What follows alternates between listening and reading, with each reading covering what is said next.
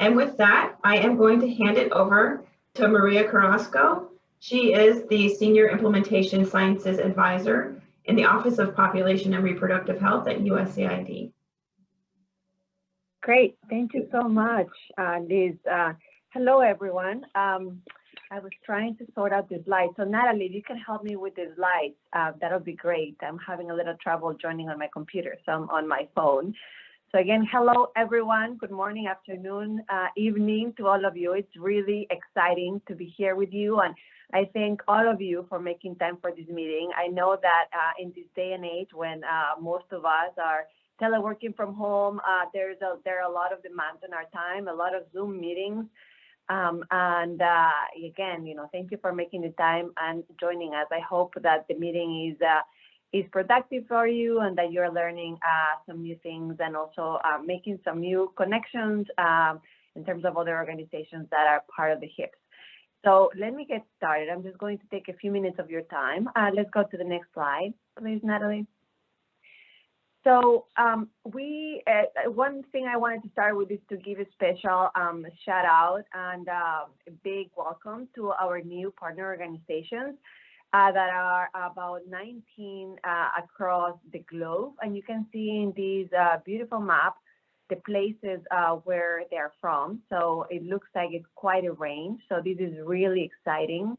The partnership has grown to a total of, the HIP partnership has grown to 65 organizations. And we thank each and every one of you because you make these efforts possible with your various contributions in terms of submitting concept notes when something comes up in your organization that I think is right to be a HIP, helping us with comments, which is tremendous, either for the briefs that are being updated or for briefs that are already up in the website for public comments, and also just engaging with us and learning from each other in terms of what are some of the best ways to implement these high impact practices. Let's go to the next slide. So in this next slide, I want to highlight some of the different HIP briefs that we have and products that we have under development. In the currently, or most recently, we updated the HIPs that you see on the far right hand column. So post-abortion family planning, immediate postpartum family planning, supply chain, and so on and so forth. You see there's quite a bit of products yet there. And one of the most recent ones is the adolescent responsive contraceptive services, which I invite all of you to take a look at that brief. It's a really exciting one, and the design of that one, I have to say, is really eye-catching. I have to say, among all the HIP briefs, is one of my favorite in terms of the design.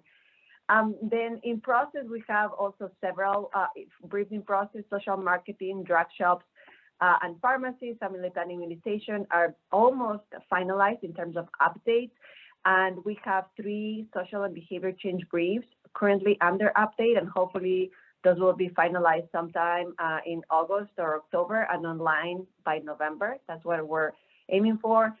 We also have leaders and managers, policy and strategic social accountability starting very soon. And future updates you see in the left-hand side. But of course, if there are any other briefs that you think should be updated, just let us know either by emailing us directly or by sending us an email from using the HIPS email address. Great, let's go to the next slide. So in terms of upcoming publications of HIP briefs, here we're just noting when you should expect some of these HIP briefs to be online. So the ones that I will highlight, because I suppose it's my area of expertise, social and behavior change, those are really exciting briefs. We're changing, the TAC made a decision, the technical advisory group made a decision to change the social behavior change briefs from focusing on communication channels to now focusing on factors, social and behavioral factors that, according to the literature, need to change to make inroads into various family planning outcomes. So look out for those. Again, I mean, all of these are super interesting, but I have to say a bit biased because social and behavior change is my area of expertise. Okay, let's go to the next slide. In terms of upcoming strategic planning guides, And just as a reminder, the strategic planning guides are a little bit different than the HIP briefs. HIP briefs are 8 pages. They summarize the literature. They're very much based on the evidence in terms of research, but also experience of the experts that are part of the technical expert groups writing them. Strategic planning guides are shorter, about 4 to 5 pages, and they give you step-by-step information on how to achieve a particular family planning goal or outcome. So the ones that we have under development at the moment are family planning and equity, meaningful adolescent and youth engagement, family planning for persons with disability, and contraceptive product introduction that you see there. So these are really, really exciting. And we have experts who have experience in all of these areas, putting their minds together to bring us all a collective expertise in these areas. And one that I will highlight is the meaningful adolescent and youth engagement. Of course, is engaging youth.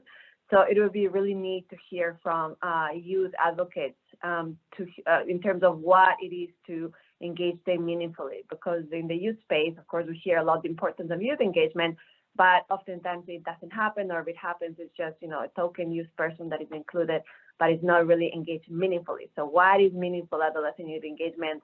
We'll hear we'll see in the brief soon from these groups involved in the writing. So that's an exciting one, as are the other ones, of course.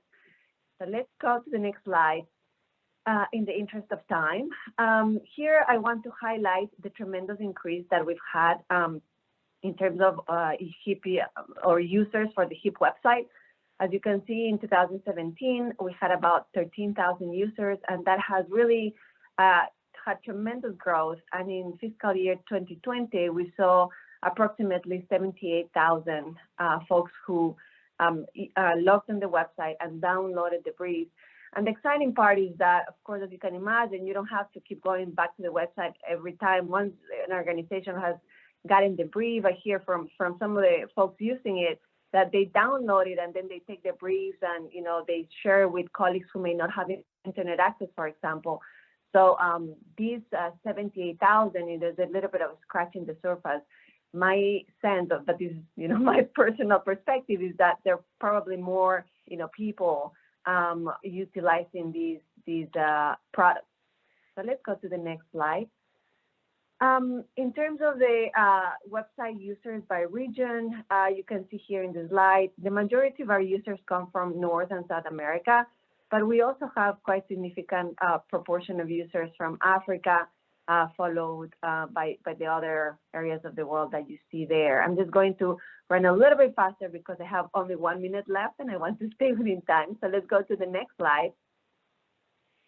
And here you have a summary of the webinars over the past year. And as you see, it's actually quite a significant effort to put these webinars together.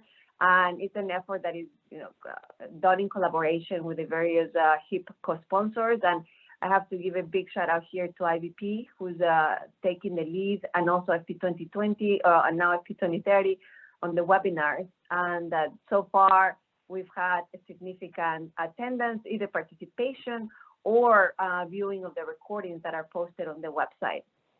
And then let's go to the next slide, which is my final slide. This is a summary of the HIP newsletter, which we started just a few months ago in June 2020. And so far, we've had significant folks signing up to get news about the HIPs. So in fact, we have about over 640 FP stakeholders from 83 countries have subscribed. And if you haven't subscribed yet, of course, we encourage you to do that on the HIP's website. And it's just a great way to get very brief summary of what's happening with the HIPs, what's coming up, and also links to reports of the HIP TAC, the Technical Advisory Group meetings, and other important resources that may be of interest and that are related to the HIPs.